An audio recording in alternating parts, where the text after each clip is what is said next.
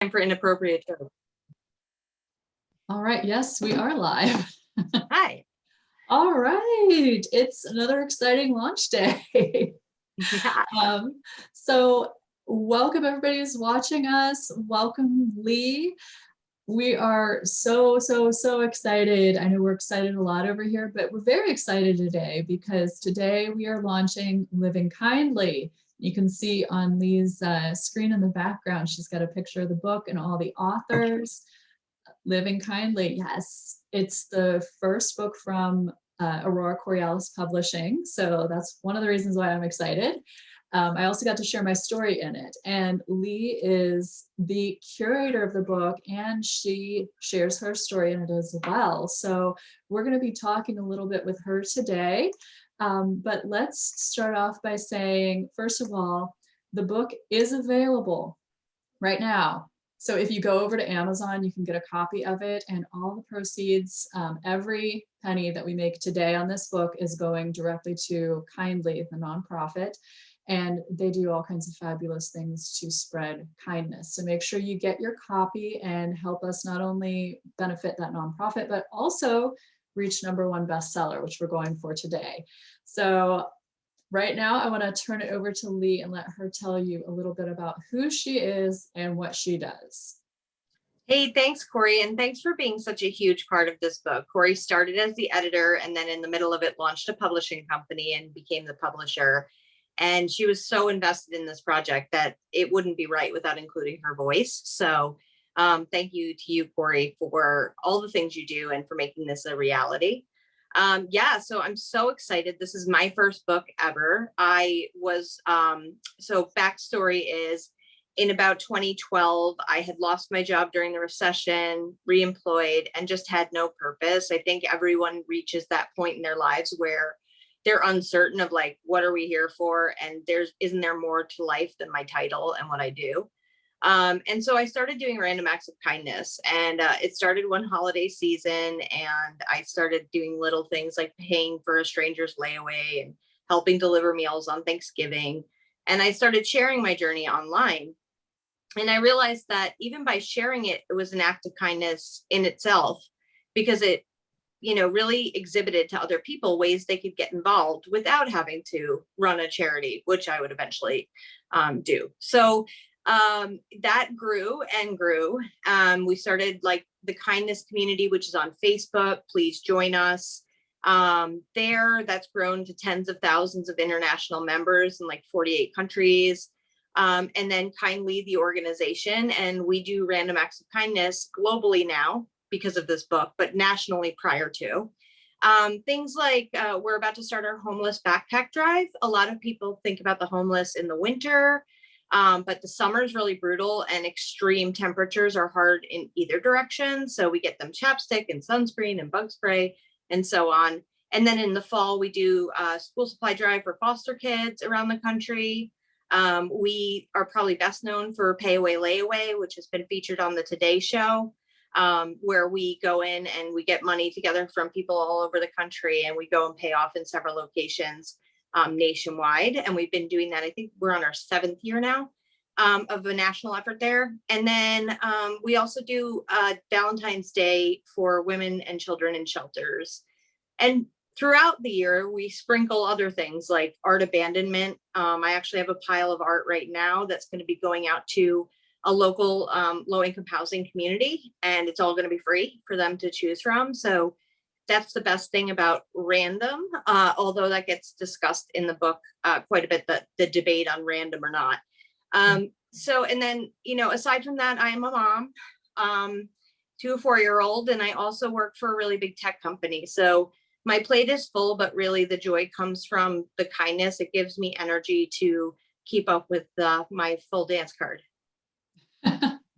Yes, and I like that you brought up the art that you're going to be leaving out, because that's actually a little like sneak peek at one of the stories that's in the book of what inspired that. So if you want to hear about it, you have to get the book and read it.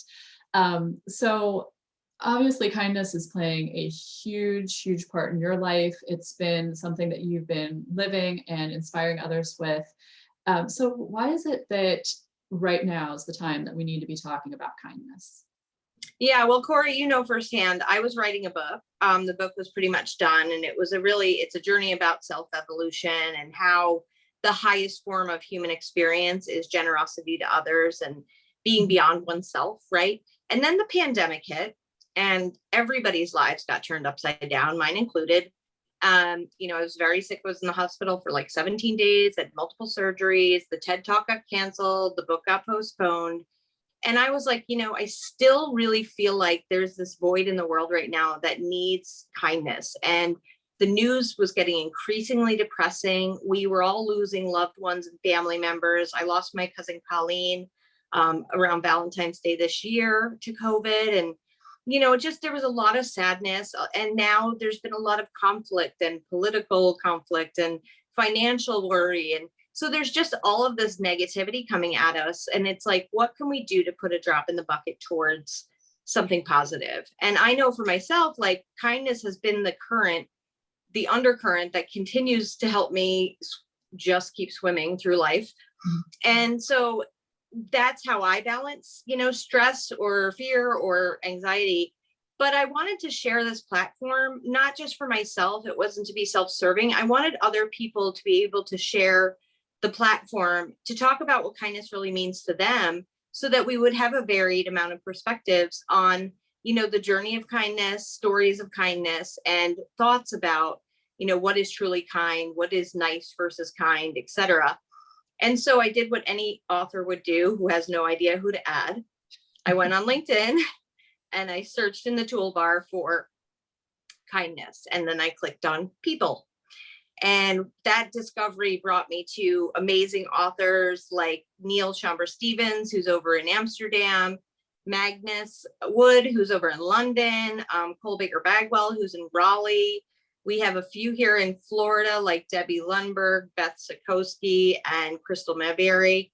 And then we also have like the unsinkable Jonathan Darling, Daniel Levin out in California, who just has such a sage wisdom. He used to like be a rabbi. He's just amazingly, he's such a good listener that you're like, can you tell me more things? Because I want to learn from you, because he's all ears. And so many more. I mean, we have, intuitives like Angelica Perman, who works with a lot of upscale celebrity clients in the LA area and globally. She's a global intuitive and also a sound empress. So learn more about that in her chapter and also in her bio. And Joe Davis, who's also an intuitive, but, she's all about being badass. She's all about like embracing your inner badass, which usually you don't hear those two words combined, like intuitive and badass, but she is a badass intuitive. Mm-hmm. So, what unfolded was this whole group of weirdos that all are like driven by kindness. And we affectionately call one another the Kindness Avengers. And I want to point out one thing. So Magnus over in London runs something called the Kindness Consultancy. And he, consults with corporations on how to embed kindness into their culture with employees and with customers, et cetera. And Cole Baker Bagwell also, runs a consultancy where she, works with corporations on like emotional IQ. And I was like, oh, I hope I'm not like gonna have conflict here. Like, I want everybody to have the opportunity. And then I realized it's a book on kindness. So turns out they're all super nice, and they're now working together. They're running a podcast together, across the pond, and sharing their stories. Many people have appeared on others' podcasts. Like, it's just this collaboration that came from it. Goes to show that when you're inherently kind, you really can open the world to opportunity.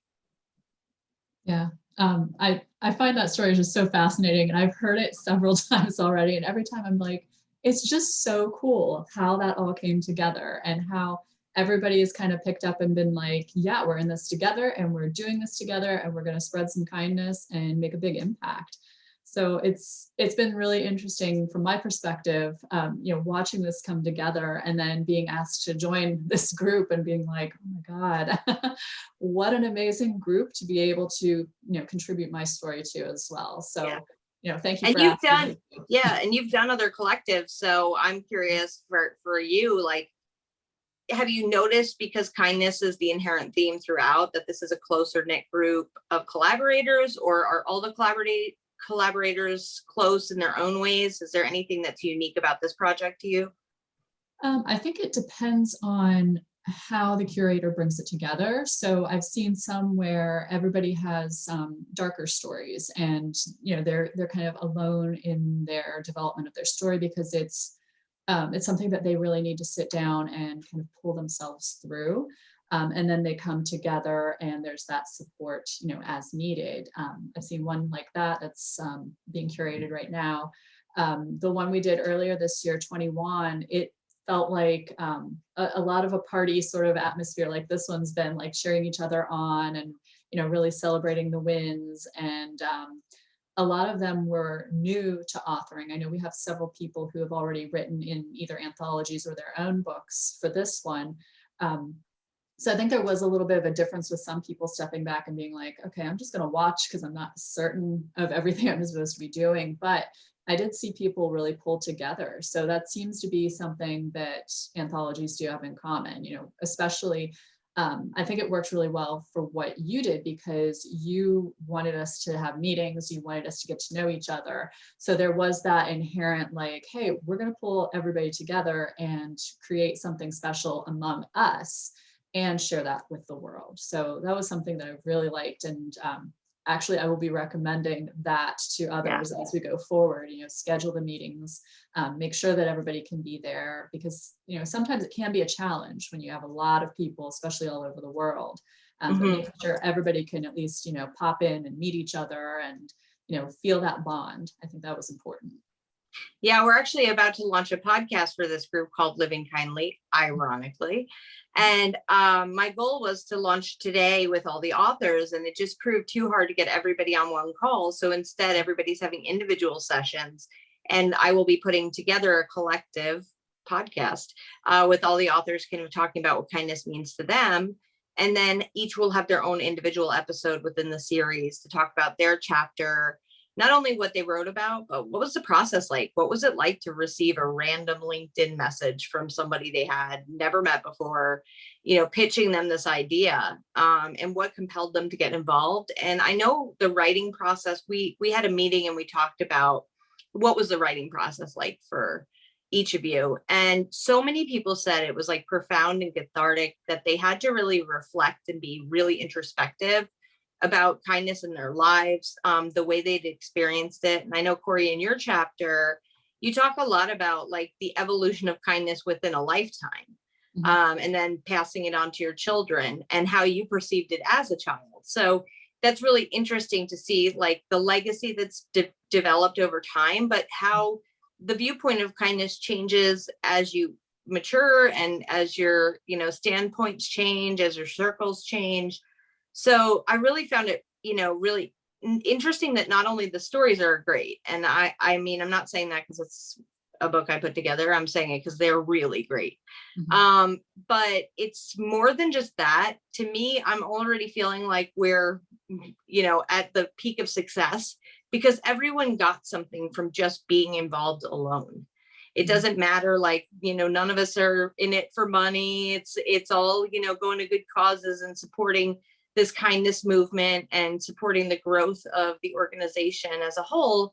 And these authors basically volunteered their time to write these things. They weren't charged or anything like that. And it wasn't like, let's convert to sales. Nothing wrong with that for those doing that. I'm not saying that. But, the way they showed up so authentically without agenda really speaks to kindness. Yeah, I think so too.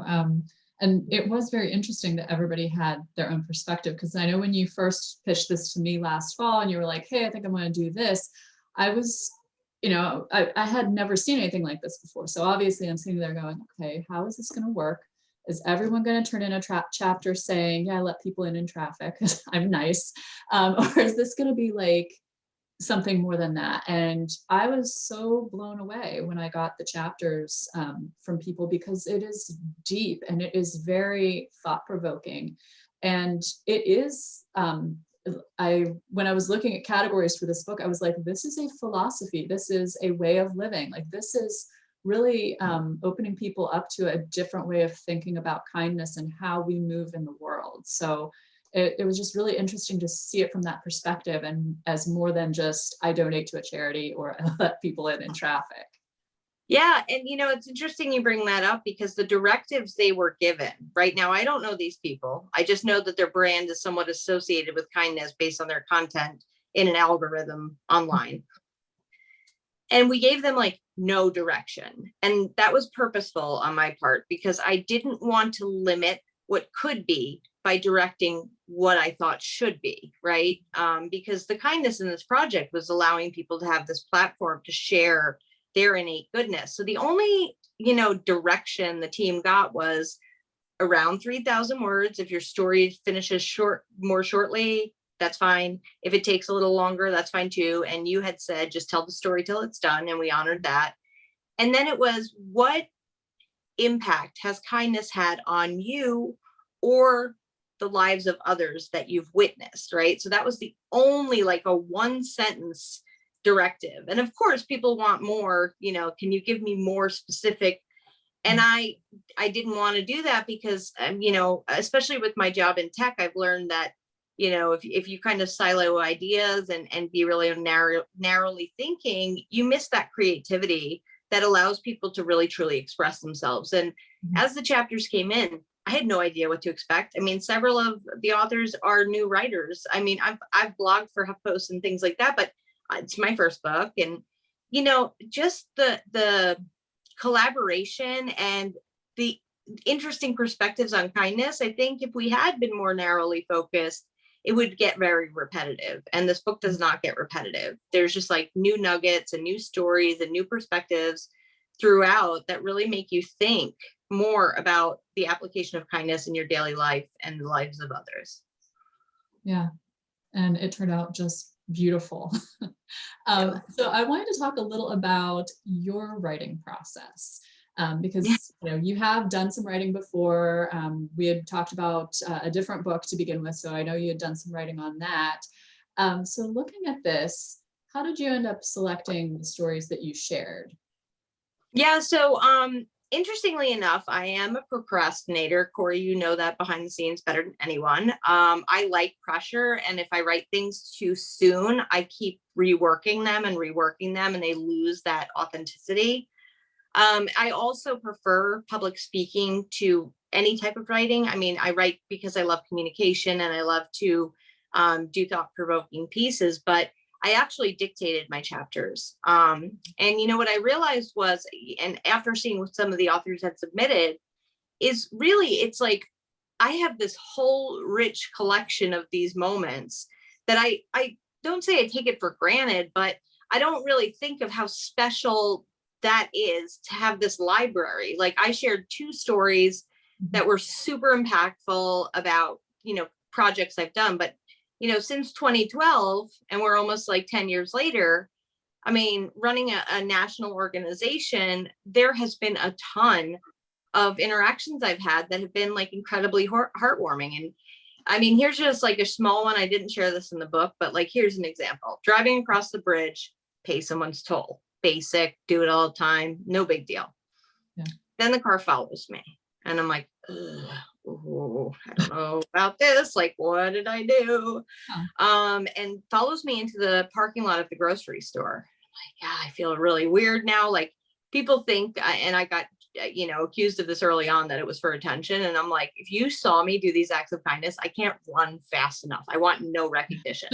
I just share it online to inspire others. But like, I'm like, it wasn't me. So he follows me into the parking lot and he's like, did you just pay my toll? And I was like, yeah, don't stab me. And he's like, I have had the worst day.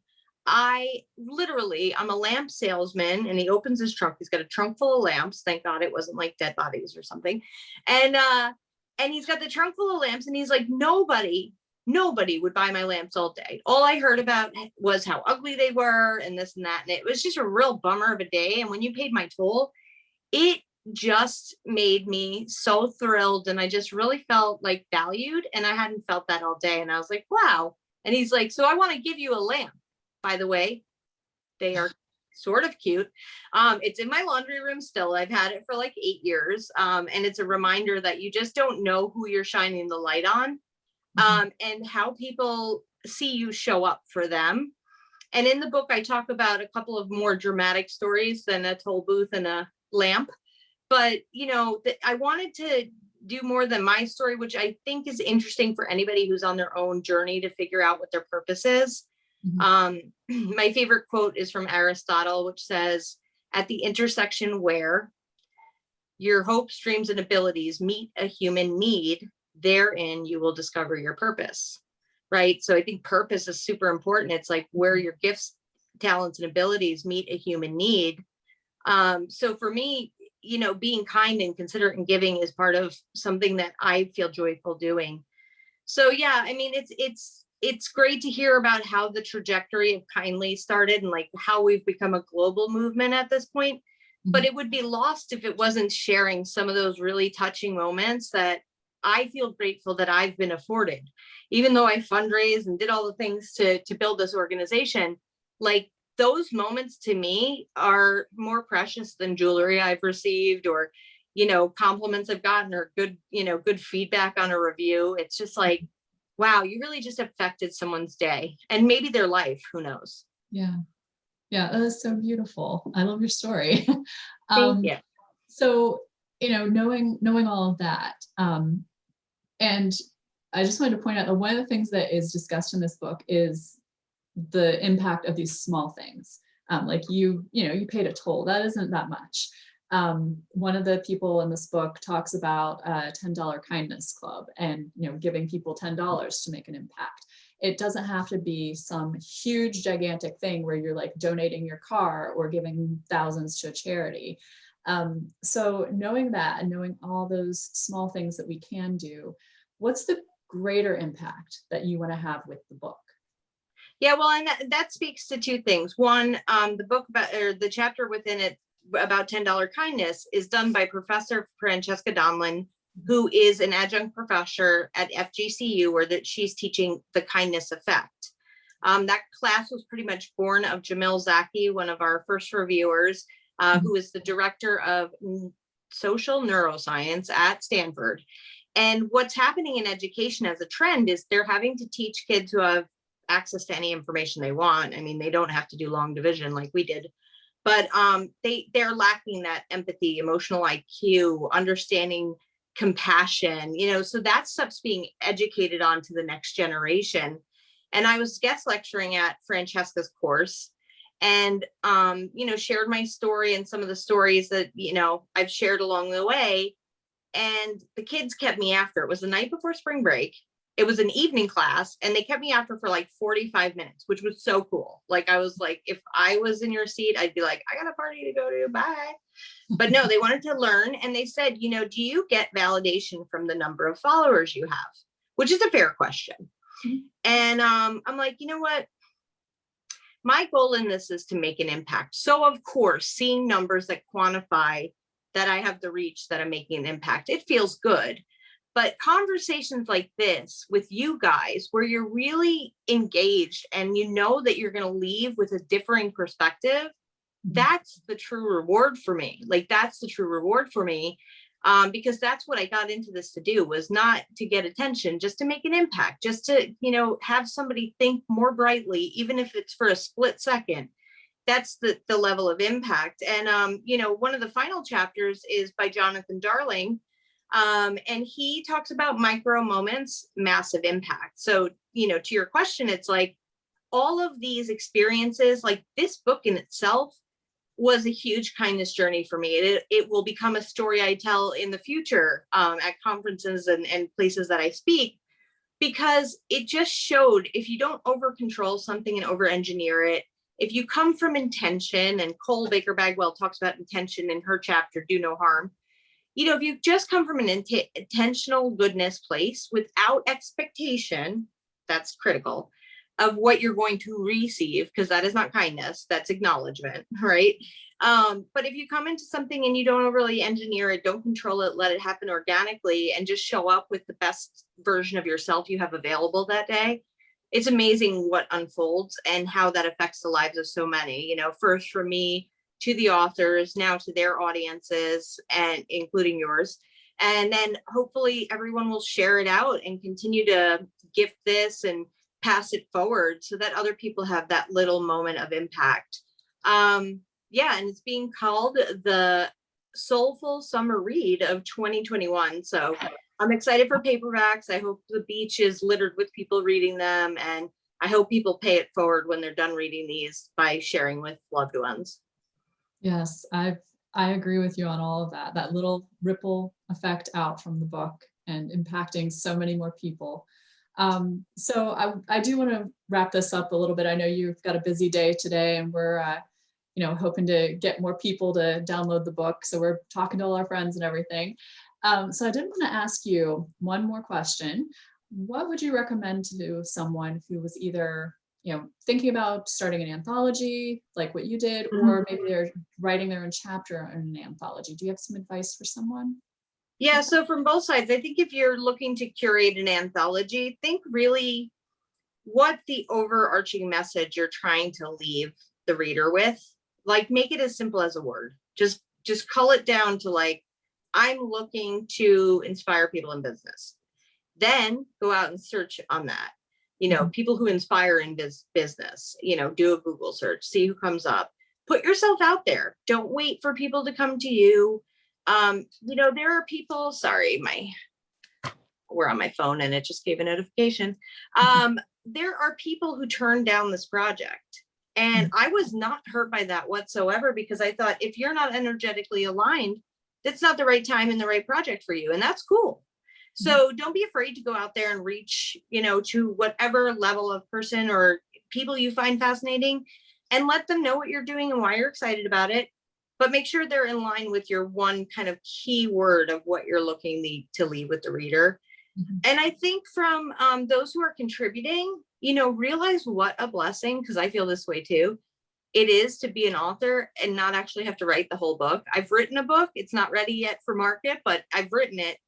But this was so great because, the collaboration means there's less pressure on you for the overall performance, but get to know the other writers, like really get to know them, socialize with them, invest in their lives, share their posts, watch their podcasts, like become familiar with the voice of the book, because you will have richer, deeper experiences. This is like a once in a lifetime experience for these people who connected.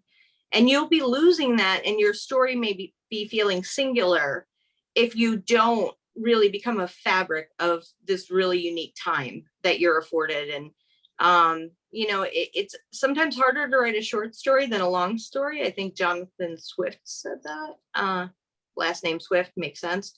But, think about dictation. I mean, it's really good if you just want to get some ideas down. You could be driving in the car, just make yourself a note. You could just ramble on, which is what I do, as you can tell. And then, go back later, go through, keep what works, discard what doesn't. But it doesn't have to be this, because this is what I don't do. Sit down, focus, write. Some people can. I'm not that person. But, there's so many pieces of technology now that can support you in making sure that your voice is represented accurately. So that's my advice. That is all excellent advice. Thank you for sharing that. So can you let everybody know where they can find you, and also let us know when the podcast is going to be available? So the podcast should be launching June 21st, which the 20th is the first day of summer. That's Father's Day. The podcast should be launching the next day. We are going to be releasing paperback in the coming weeks, so stay tuned for that. Also, you can find me pretty much anywhere. LinkedIn, Leigh M. Clark, and it's Leigh M. Clark. Same with Facebook, the kindness community, Kind Leigh, Leigh, makes sense. My mother named me to be an adverb.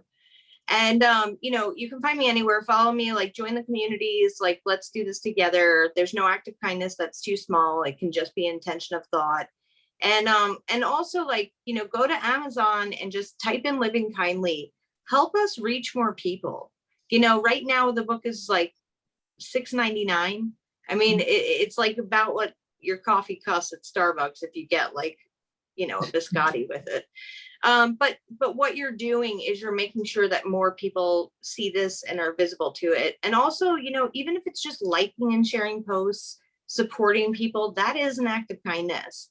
And this book is not for selfish gains. It's really to make an impact. So anything you can do to make that ripple into a wave, we deeply appreciate. Yes, absolutely. I will be putting the link for the download for our digital copy in the comments as soon as we hop off of here. So if you're looking for that, that's where you can find it. Thank you so much to everybody who joined us. And thank you, Leigh, for sharing your time with us today. This was such a great conversation. I'm glad we got to sit down and chat about the book and everything that you do. Well, there'll be more to come in the series, so I'm sure this is the first of many conversations, but thank you again, Corey, for everything you and your team did to make this book a reality. And if anybody's out there thinking about writing a book and needs to light a fire, talk to this woman. Talk to her. I'll be sharing this to my page too. Talk to her. I mean, she knows people who've written a book in a weekend, and good ones at that. So, you know, now she's like literally can do everything from end to end to help support you on your journey. So we're living in an age where self-publishing has allowed more people to have their voices. And you know, just hire somebody who's really good, who knows how to support your journey and your vision. Absolutely. I agree with all of that. And thank you so much. I think my team's fantastic too. Yes, they are. All right. Well, thank you for joining us. And I hope everyone has a beautiful, kind day. And don't forget to get your copy of Living Kindleigh. Thanks.